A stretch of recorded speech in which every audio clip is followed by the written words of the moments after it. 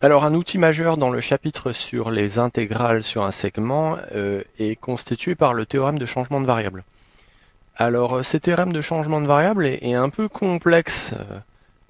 Il a des hypothèses un peu étranges. Il faut une fonction continue, ne serait-ce que pour que cette intégrale-là existe.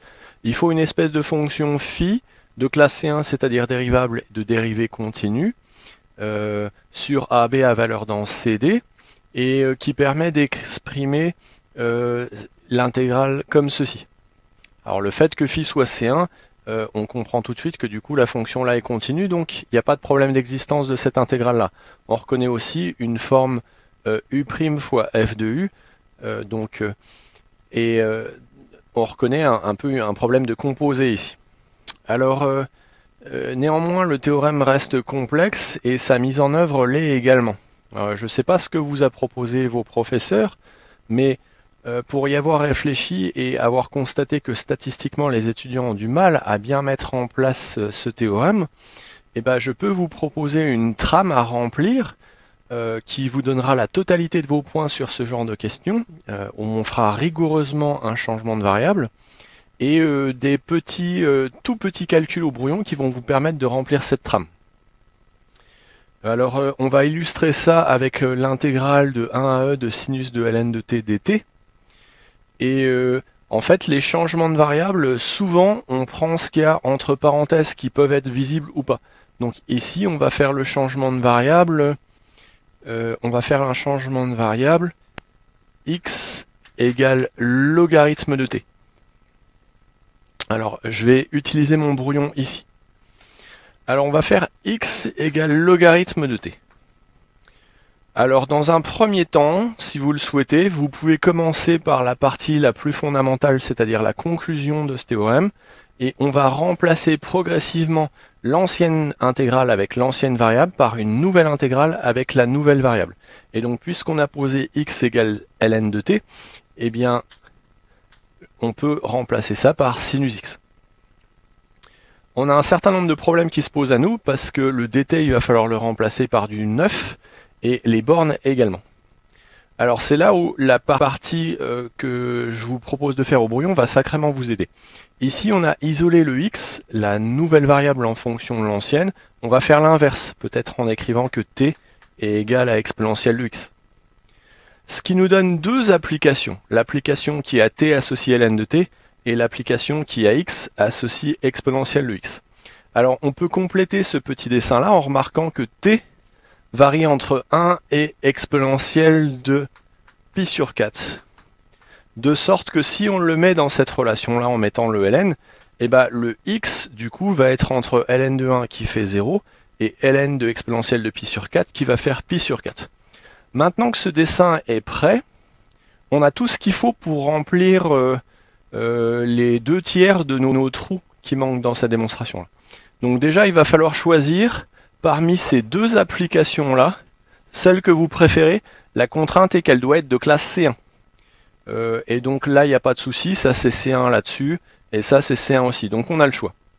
Vous faites comme vous voulez, les deux marchent. Maintenant, puisqu'on a parlé du changement de variable x égale ln de t, j'aurais tendance, pour ne pas embrouiller le correcteur, à utiliser celle-là qui utilise le ln de t qu'on a fait là. Donc je vous propose d'utiliser cette application-là. Et donc ça nous donne le trou à remplir ici. C'est le trou à remplir qui doit être de classe C1. Et donc pour remplir notre trou, on va dire que l'application qui a t associe ln de t, elle est de classe C1 sur quoi? Sur ce qu'on a écrit en bas. Donc sur 1 exponentielle de pi sur 4, à valeur dans quoi? À valeur dans, d'ailleurs c'est écrit là, j'ai pas fait exprès, à valeur dans 0 pi sur 4. On a rempli un premier trou. On va aussi pouvoir s'occuper des bornes maintenant, puisque vous voyez ici les bornes concernent t. Eh bien, il suffit de mettre ces valeurs dans la formule là, par exemple, du coup on aurait pu le faire tout à l'heure, pour obtenir les bornes qui vont concerner la variable x. Donc si je mets 1 là-dedans, ln de 1 fait 0, donc je récupère une borne en x de 0. Si je mets exponentielle de pi sur 4 là-dedans, la borne ici se retrouve transformée en pi sur 4. J'ai presque fini ma transformation, il me reste à m'occuper du dt. Alors, pour m'occuper du dt, il y a un autre petit calcul à faire au brouillon, donc je vais me mettre un petit peu de place ici. Et là encore, vous avez le choix. Soit vous prenez cette relation-là, soit vous prenez cette relation-là. Alors ici, vu qu'on veut avoir dt, ça peut être sympa de prendre la relation où t est isolé parce qu'on va obtenir dt. Si on prenait la relation là, on obtiendrait dx. Alors, ce qu'on fait, c'est qu'on prend la relation là, et on va dériver la variable qui est isolée par rapport à l'autre. Donc ça fait dt sur dx égale, on dérive ça par rapport à x, ça fait exponentielle de x. Et après, on est au brouillon, on va faire un truc de physicien, on va effacer le bout là et on va le faire passer de l'autre côté. Ce qui va nous donner dt égale exponentielle x dx. Ok, et donc maintenant on a la relation entre l'ancienne variable et la nouvelle qui va nous permettre de compléter notre intégrale. Donc le dt, on le remplace par exponentielle de x dx. Ça y est, ouf, on a fini la partie fondamentale de la conclusion. On a complété un trou sur deux, il ne nous reste plus qu'à compléter le dernier trou qui est ici et là. Alors pour ça, on reprend le schéma qu'on a fait, on avait choisi cette flèche là, et on regarde la variable qui est isolée au bout de mon doigt. C'est x, la variable isolée au bout de mon doigt. Et donc, on regarde les deux fonctions qu'on a écrites. Alors, celle qui concerne x, elle est ici. Et c'est de cette fonction-là qu'on doit parler ici. Et donc, ce qu'on doit écrire dans le trou là, c'est, on doit dire que l'application qui est à x associe sinus de x exponentielle de x, et continue où ça? Entre les bornes qui sont là, c'est-à-dire sur 0 pi sur 4. Alors, les bornes qui concernent x. Et ça y est, on a réussi à compléter notre trame qui utilise le changement de variable. Alors ça, c'est au brouillon, bien sûr, vous pouvez l'effacer. Et ce qu'on a fait, en fait, permet d'appliquer exactement comme ceci. C'est-à-dire que votre fonction continue ici, c'est f, et la fonction phi, c'est ça, quoi. Voilà. Et on a trouvé tout ça et on a rempli tout ça de manière concrète, sans trop se prendre la tête. Voilà. Donc, vous pouvez remarquer qu'on a bien expliqué qu'une certaine fonction était continue, qu'une autre fonction était de classe C1. Vous voyez que la fonction C1, elle doit bien s'emboîter avec la fonction continue. Eh bien, c'est le cas. Elle est à valeur dans 0 pi sur 4, celle-là, et on arrive là-dedans. Donc, cette trame marche toujours. Ça a le mérite d'être simple, vous voyez, on fait nos petits schémas, on utilise notre petite recette de cuisine, c'est super simple, on se trompe pas. Alors, on va illustrer la mise en œuvre des changements de variables avec la présentation qu'on a exposée précédemment sur ces trois changements de variables. Alors, commençons par le calcul de i. On veut nous faire le changement de variable x égale u au carré moins 1. Alors ça serait bien d'inverser et d'isoler u en fonction de x. Peut-être qu'on va avoir x plus 1 égale u au carré. Et du coup peut-être que u va être égal à racine de x plus 1. Alors je présente l'un en dessous des autres pour faire intervenir mes petites applications ici. Je vais compléter. U a l'air de varier entre racine de 2 et racine de 5. Et si je mets un u comme ceci là-dedans, racine de 2 va me donner 2 moins 1, ça fait 1. Et racine de 5 me donne 5 moins 1, ça fait 4. Ok. Donc j'ai déjà pas mal bossé sur mon brouillon. Je vais commencer à pouvoir rédiger sur ma copie. Donc je griffonne vite fait au brouillon au crayon de papier et ensuite je peux y aller directement sur la copie. Alors voyons voir. Déjà, il faut que je choisisse une application qui doit être de classe C1. J'ai le choix entre ça et ça, puisque les deux sont C1 sur les intervalles. Mais comme je veux faire le changement de variable là, je pense que je prendrai celle-là. Ok, c'est parti pour compléter. Donc le changement de variable que je fais, c'est x égale u au carré moins 1. Je vais calculer l'intégrale, donc i, qui est égale à l'intégrale de racine de 2, racine de 5, de u du sur u au carré moins 1, racine de u au carré moins 1. Vous pouvez compléter la trame dans l'ordre que vous voulez. Ce qui est important, c'est qu'elle soit complète à la fin. Donc, on a une intégrale. Alors, des u au carré moins 1, j'en vois plein là en bas. Je peux peut-être déjà mettre que ça, c'est un x. Et ça, c'est un racine de x. Ok, mais il va me manquer des choses. Le u est égal à racine de 2, si je le mets là-dedans, ça fait 2 moins 1 égale 1. Et le racine de 5, si je le mets là-dedans, je trouve 4. Ok. Donc maintenant, il me manque le u du. Alors, je peux faire dans un ordre que je veux. Alors, par exemple, u du. Vous voyez, j'ai le choix entre soit cette relation-là, soit cette relation-là pour trouver les d machin chose. Je pense que celle-là va être sympa. Parce que si vous dérivez la variable isolée par rapport à l'autre, qu'est-ce qui se passe? Vous trouvez 2u. Ensuite, truc des profs de physique au brouillon, je fais passer ça de l'autre côté, et on trouve que dx c'est 2u du. Ah bah cool, j'ai un u du là, j'ai un u du là, bah donc moralité c'est un dx sur 2. J'ai fini par remplacer et j'ai obtenu ce qu'il fallait. Oh, il faut, pour que j'obtienne tous mes points, que je justifie bien l'usage de mon théorème en vérifiant que les hypothèses sont vérifiées. Et donc, de quoi je dois parler? Bah ouais, c'est ça auquel sont confrontés les étudiants. Mince, qu'est-ce que je dois mettre là? Et bah j'ai choisi cette flèche-là, et ça c'est la fonction qui doit être de classe C1. Donc ici, je dois mettre l'application qui a eu associe u au carré moins 1, et de classe C1, c'est-à-dire dérivable de dérivée continue. Sur quel intervalle? Bah sur celui-là. Sur racine de 2, racine de 5. À valeur dans quoi? Bah à valeur dans celui-là. À valeur dans 1, 4. Ça c'est fait. Et maintenant l'autre trou, je reprends ma flèche, je regarde la variable isolée qui est au bout de mon doigt, bah c'est x. Et donc la fonction de x là-dedans, elle est ici. Je dois parler de cette fonction-là. Autrement dit, je dois parler de la fonction qui à x associe 1 sur 2x racine de x et dire qu'elle est continue sur 1, 4. Et voilà, j'ai une démonstration nickel sur ma copie, ça me prend 4 lignes. Sur mon brouillon, j'ai griffonné 2-3 trucs qui m'ont aidé à trouver et à avoir bon, et je me trompe pas. Peut-être juste pour terminer l'exercice, ça c'est l'intégrale de 1 à 4. Alors je peux sortir le 1,5, et ensuite j'ai un x puissance moins 3 demi dx, que je peux intégrer puisque c'est un monôme. J'augmente la puissance de 1, ça fait ça. Je divise par la bonne constante qui apparaît quand je dérive, ça fait ça. Et donc l'intégrale, je trouve que ça fait 1,5 divisé par moins 1,5. Bon, ça va me faire un moins. Et ensuite, quand je vais remplacer, je vais trouver 1 sur racine de 4. Bah, ça fait... je vais vous l'écrire comme ça. Allez. Et puis, moins 1 sur racine de 1. Et donc, bah, je trouve, hein, ça fait moins 1,5 moins 1. Ok, maintenant on va calculer la deuxième intégrale en procédant au changement de variable x égale u au carré.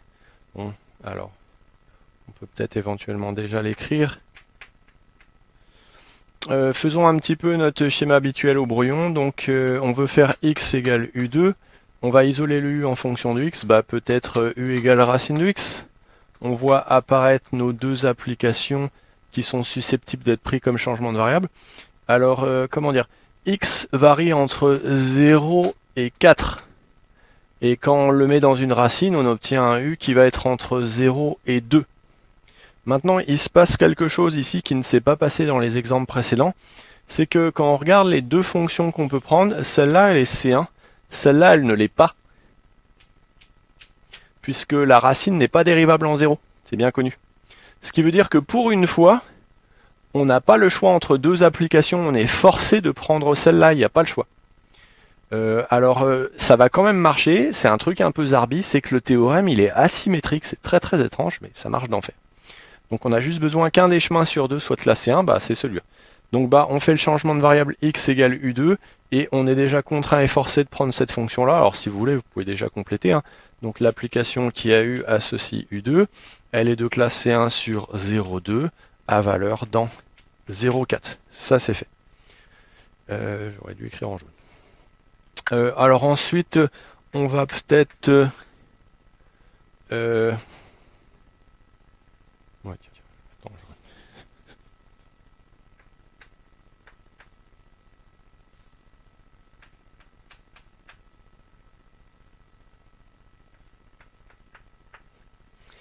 Donc ensuite, on va peut-être se concentrer sur la conclusion et la transformation de l'intégrale. Donc, on a une intégrale, ok. Alors, racine de x, c'est u. X, c'est donc u au carré, plus 1, on peut déjà écrire ça. Ensuite, si on a x égale 0, en le mettant là-dedans, on obtient que u vaut 0 aussi. avec x égale 4, en le mettant là-dedans, on n'obtient que u vaut 2. Ok, il nous reste plus qu'à transformer le dx. On n'a qu'à prendre la relation là qui va nous donner le dx, puis en plus elle est sympa. Donc je dérive la variable isolée par rapport à l'autre variable. Ça fait donc 2u, puisque dérivé par rapport à u, ça veut dire que la dérivée de u par rapport à u fait 1. Et ensuite, truc des profs de physique, je fais passer ça de l'autre côté, ça fait dx égale 2u du. Je fais même de la physique si je veux au brouillon, je fais ce que je veux au brouillon, personne ne le voit. Le principal, c'est de trouver ce qu'on veut et d'écrire des choses bien ici. Et donc le dx est égal à 2u du, et bah je peux le remplacer ici, donc on a un 2u du qui va venir ici. Et pour compléter le théorème de changement de variable, j'ai encore un trou à compléter.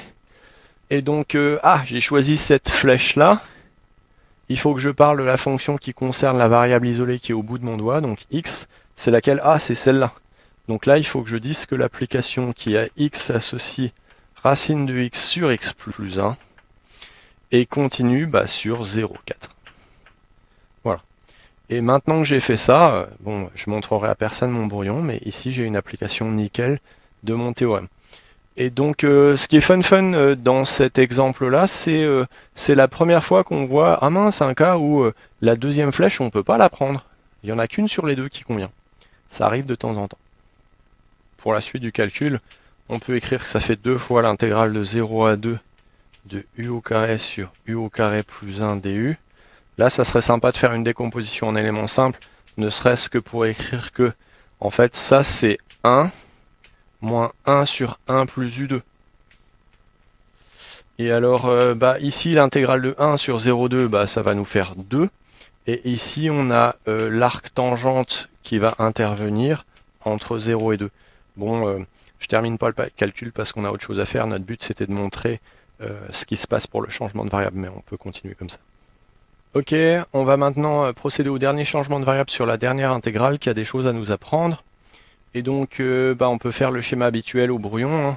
Hein. On a u égale cosinus x. Et là, du coup, en fait, on se dit, ah oui, on aimerait bien isoler le x en fonction de u. Mais en fait, selon les sections, on est embêté. Par exemple, dans les sections AMP, où je suis persuadé qu'ils ont la fonction arcosinus à leur programme, ils peuvent écrire ça. Les autres sont plus embêtés, il n'y a pas de fonction arcos par exemple en ECS et peut-être même en BCPST. Mais par contre, il y a les bijections réciproques. Donc on pourrait éventuellement écrire ça, mais vous allez voir, ça ne va pas nous embêter. Donc en tout cas, donc là, inverser, c'est un peu pénible quand on n'a pas ce qu'il faut au programme. En tout cas, on peut quand même écrire les flèches là et écrire ça ou ça au choix. Hein. On peut encore dire x va être entre 0 et pi sur 4. Quand on balance ça dans un cosinus, on se retrouve avec un nombre qui va être entre racine de 2 sur 2 et 1. C'est bien connu comme valeur du cosinus. Ok, et donc on peut déjà commencer à transformer notre intégrale.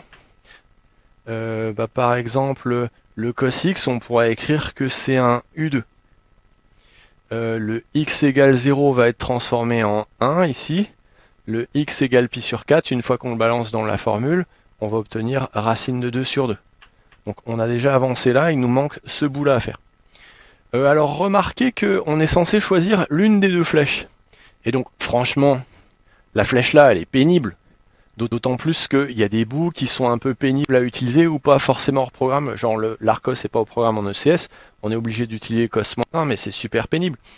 On va utiliser celle-là, qui est gentille comme tout, mignonne comme tout, et de classe C1.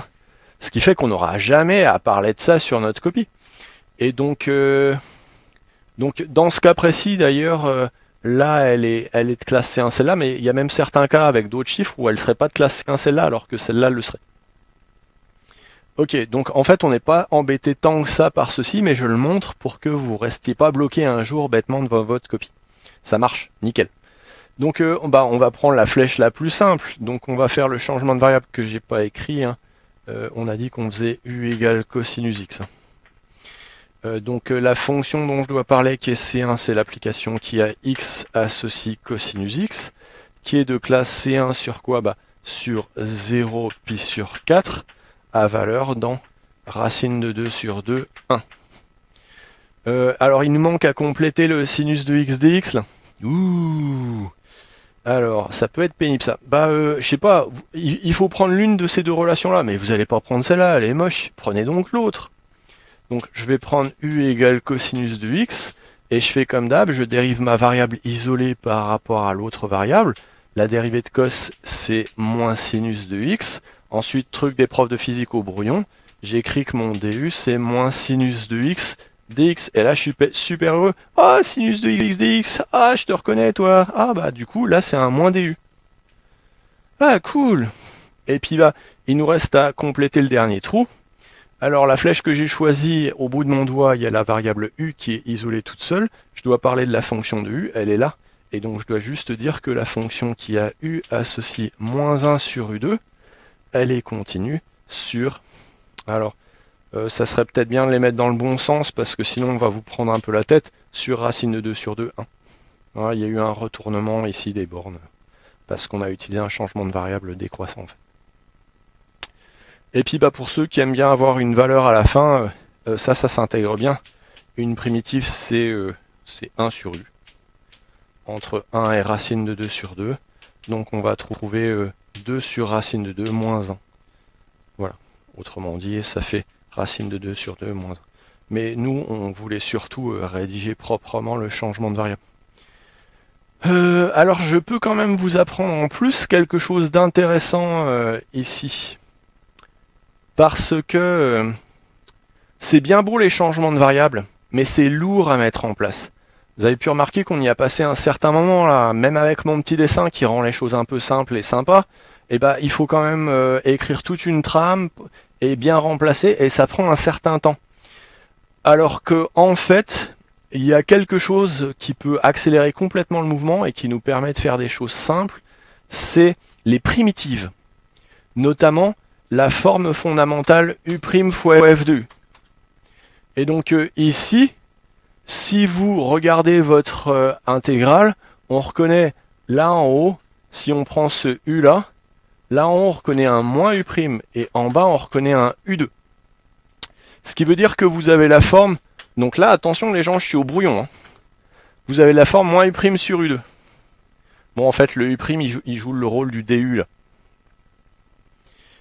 Alors bah mince, il faut intégrer moins u' sur u2.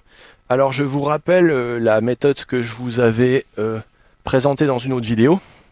Les étudiants aiment pas trop les u, donc on passe en x, on remplace les u par des x. Sauf que x' c'est inconnu, ça fait 1, donc ça fait moins 1 sur x2. Dès qu'on passe en x, les étudiants ils ont moins de mal à trouver des primitives. Et une primitive de ça, c'est 1 sur x.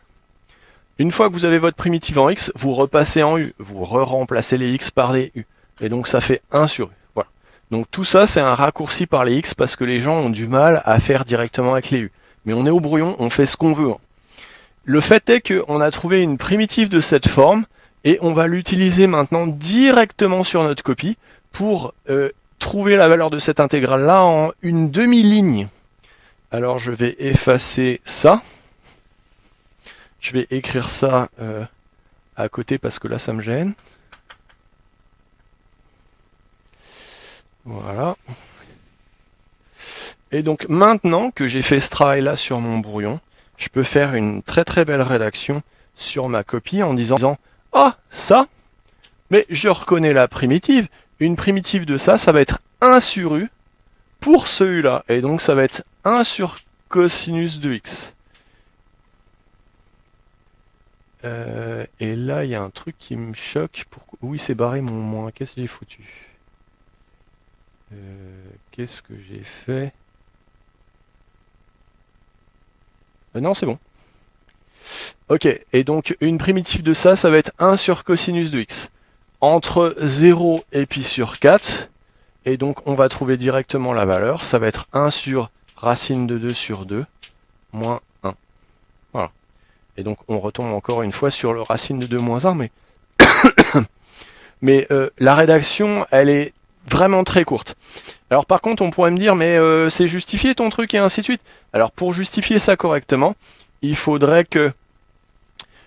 qu'on vérifie que c'est la bonne primitive. Et donc on peut faire un petit calcul ici pour dire, bah la dérivée, je dérive le cosinus, ça va me faire un moins sinus x. Et je multiplie par la dérivée de 1 sur dans lequel je recopie, et donc je vais avoir un moins 1 sur cos de x au carré. Et donc, si vous voulez, les moins se simplifient, et un simple calcul de dérivée me permet de vérifier que la primitive que j'ai intuitée grâce à mon calcul au brouillon donne effectivement la fonction qu'il y a au-dessus, ce qui justifie complètement cette ligne-là. Donc cette ligne-là est complètement justifiée par ce petit calcul de primitive qui est vraiment tout simple. Et donc ça veut dire que cette intégrale, en passant par les primitives, on arrive directement à la valeur et on évite une application lourde et pénible du théorème de changement de variable. Alors ça, c'est très très souvent possible. Donc restez à l'affût de ce genre d'opportunité, c'est-à-dire plutôt que de calculer avec le théorème de changement de variable qui est lourd à mettre en œuvre, préférez l'usage d'une primitive si vous pouvez.